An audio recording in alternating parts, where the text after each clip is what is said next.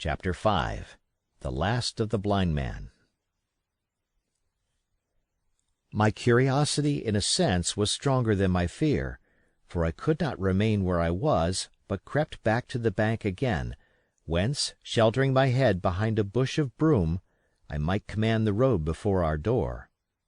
I was scarcely in position ere my enemies began to arrive, 7 or 8 of them, running hard, their feet beating out of time along the road, and the man with the lantern some paces in front.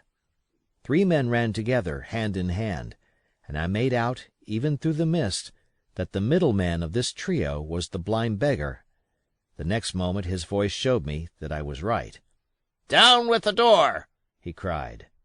"Aye, aye, sir," answered 2 or 3, and a rush was made upon the Admiral Benbow, the lantern-bearer following, and then I could see them pause, and hear speeches passed in a lower key, as if they were surprised to find the door open. But the pause was brief, for the blind man again issued his commands. His voice sounded louder and higher, as if he were afire with eagerness and rage. "In! In! In!" he shouted, and cursed them for their delay. 4 or 5 of them obeyed at once, 2 remaining on the road with the formidable beggar. There was a pause, then a cry of surprise, and then a voice shouting from the house, "Bill's dead!" But the blind man swore at them again for their delay. "Search him, some of you shirking lubbers, and the rest of you aloft and get the chest!" he cried. I could hear their feet rattling up our old stairs, so that the house must have shook with it. Promptly afterwards, fresh sounds of astonishment arose. The window of the captain's room was thrown open with a slam and a jingle of broken glass, and a man leaned out into the moonlight, head and shoulders, and addressed the blind beggar on the road below him. "Pew!" he cried. "They've been before us. Someone's turned the chest out alow in the loft." "Is it there?" roared Pew. "The money's there." The blind man cursed the money.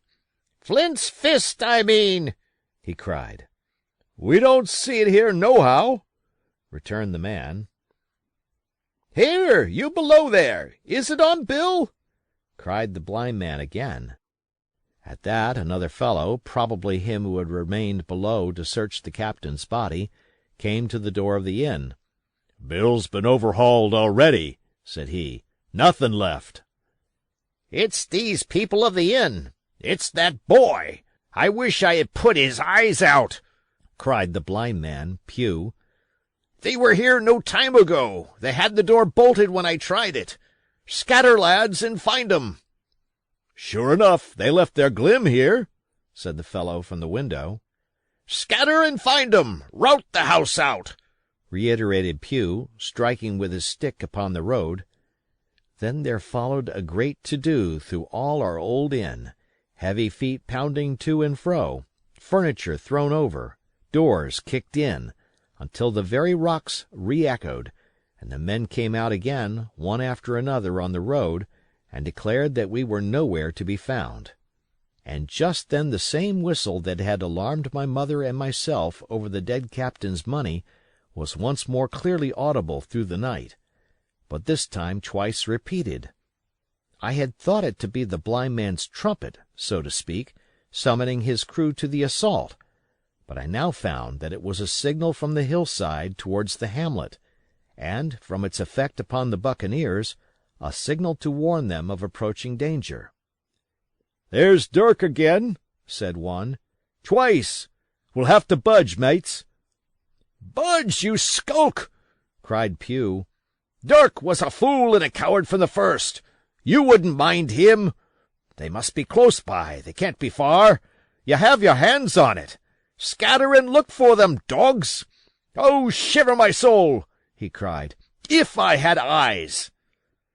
This appeal seemed to produce some effect, for 2 of the fellows began to look here and there among the lumber, but half-heartedly, I thought, and with half an eye to their own danger all the time, while the rest stood irresolute on the road. "You have your hands on thousands, you fools, and you hang a leg. You'd be as rich as kings if you could find it, and you know it's here, and you stand there skulking. There wasn't one of you dared face Bill, and I did it, a blind man. And I'm to lose my chance for you. I'm to be a poor crawling beggar sponging for rum when I might be rolling in a coach. If you had the pluck of a weevil and a biscuit, you would catch them still." "Hang it, Pew, we've got the doubloons," grumbled one. "They might have hid the blessed thing," said another. "Take the Georges, Pew, and don't stand here squalling." Squalling was the word for it. Pew's anger rose so high at these objections, till at last, his passion completely taking the upper hand, he struck at them right and left in his blindness, and his stick sounded heavily on more than one. Those, in their turn, cursed back at the blind miscreant, threatened him in horrid terms, and tried in vain to catch the stick and wrest it from his grasp. This quarrel was the saving of us, for, while it was still raging, another sound came from the top of the hill on the side of the hamlet, the tramp of horses galloping. Almost at the same time a pistol shot, flash, and report came from the hedge side, and that was plainly the last signal of danger, for the buccaneers turned at once and ran, separating in every direction, one seaward along the cove, one slant across the hill, and so on, so that in half a minute not a sign of them remained but Pew. Him they had deserted, whether in sheer panic or out of revenge for his ill words and blows, I know not. But there he remained behind, tapping up and down the road in a frenzy, and groping and calling for his comrades.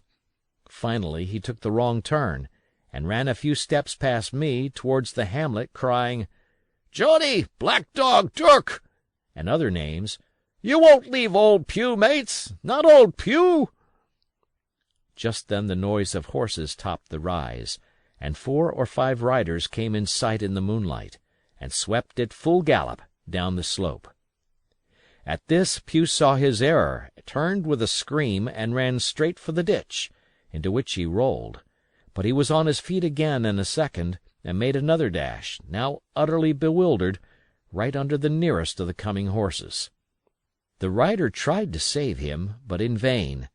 Down went Pew with a cry that rang high into the night, and the 4 hoofs trampled and spurned him and passed by. He fell on his side, then gently collapsed upon his face, and moved no more. I leaped to my feet and hailed the riders. They were pulling up, at any rate, horrified at the accident, and I soon saw what they were. One, tailing out behind the rest, was a lad that had gone from the hamlet to Dr. Livesey's. The rest were revenue officers, whom he had met by the way, and with whom he had had the intelligence to return at once. Some news of the lugger in Kit's Hole had found its way to Supervisor Dance, and set him forth that night in our direction, and to that circumstance my mother and I owed our preservation from death. Pew was dead, stone dead. As for my mother, when we had carried her up to the hamlet, a little cold water and salts, and that soon brought her back again, and she was none the worse for her terror, though she continued to deplore the balance of the money. In the meantime the supervisor rode on, as fast as he could, to Kit's Hole, but his men had to dismount and grope down the dingle, leading, and sometimes supporting, their horses, and in continual fear of ambushes. So it was no great matter for surprise that when they got down to the hole the lugger was already under way, though still close in. He hailed her. A voice replied, telling him to keep out of the moonlight, or he would get some lead in him, and at the same time a bullet whistled close by his arm. Soon after, the lugger doubled the point and disappeared. Mr. Dance stood there, as he said, like a fish out of water, and all he could do was to dispatch a man to B to warn the cutter. "And that," said he, "is just about as good as nothing. They've got off clean, and there's an end. Only," he added, "I'm glad I trod on Master Pew's corns," for by this time he had heard my story. I went back with him to the Admiral Benbow, and you cannot imagine a house in such a state of smash. The very clock had been thrown down by these fellows in their furious hunt after my mother and myself, and though nothing had actually been taken away except the captain's money-bag, and a little silver from the till, I could see at once that we were ruined. Mr. Dance could make nothing of the scene. "They got the money, you say? Well then, Hawkins, what in fortune were they after? More money, I suppose?" "No, sir, not money, I think," replied I. "In fact, sir, I believe I have the thing in my breast pocket, and to tell you the truth, I should like to get it put in safety." "To be sure, boy, quite right," said he. "I'll take it, if you like." "I thought perhaps Dr. Livesey—" I began. "Perfectly right," he interrupted, very cheerily. "Perfectly right. A gentleman and a magistrate. And now I come to think of it, I might as well ride round there myself and report to him or Squire. Master Pugh's dead, when all's done. Not that I regret it, but he's dead, you see, and people will make it out against an officer of His Majesty's revenue, if make it out they can. Now, I'll tell you, Hawkins, if you like, I'll take you along." I thanked him heartily for the offer, and we walked back to the hamlet where the horses were. By the time I had told my mother of my purpose, they were all in the saddle. "Dogger," said Mr. Dance, "you have a good horse. Take up this lad behind you." As soon as I was mounted, holding on to Dogger's belt, the supervisor gave the word, and the party struck out at a bouncing trot on the road to Dr. Livesey's house. End of chapter.